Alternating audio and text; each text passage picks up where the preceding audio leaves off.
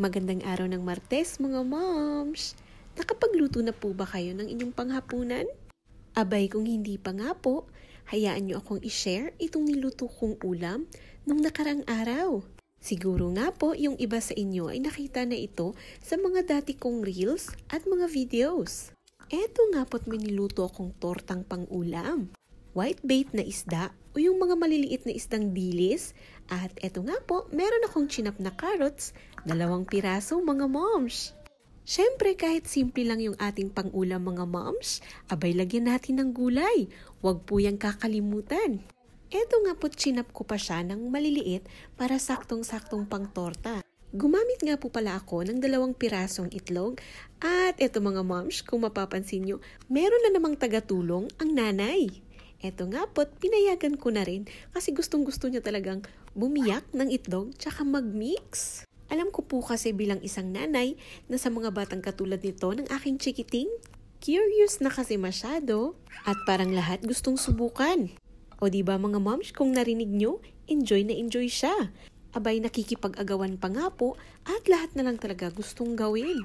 Kung pwede lang sanang ipagawa ko ito sa kanya, pinagawa ko na nga po, pero syempre hindi. At bilang isang nanay, syempre kailangan natin silang i-guide at the same time, pag-enjoyin na rin natin sila. O diba, nakatulong na nga, nakapag-enjoy na, at the same time natututo pa. At syempre mga moms, hindi po talaga maiiwasan minsan na parang ang kulit na, madaming nasasayang, hindi mo agad matatapos yung mga gawain mo kasi nga, gustong-gusto talagang makisali. Kaya, para sa akin, okay lang din mga moms. At ito na nga po, balikan natin itong niluluto kong torta. Hay nako, ayan na nga po mga moms. Kahit sa paglagay ng mantika, abay gustong-gusto niyang siya nga po.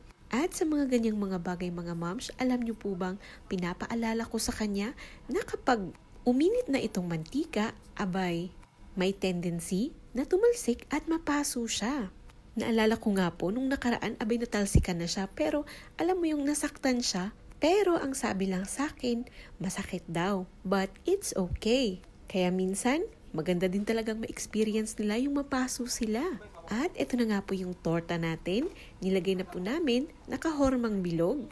At ayun na nga po, kung mapapansin nyo, medyo manipis lang din talaga yung pagkakalagay namin para mabilis siyang maluto.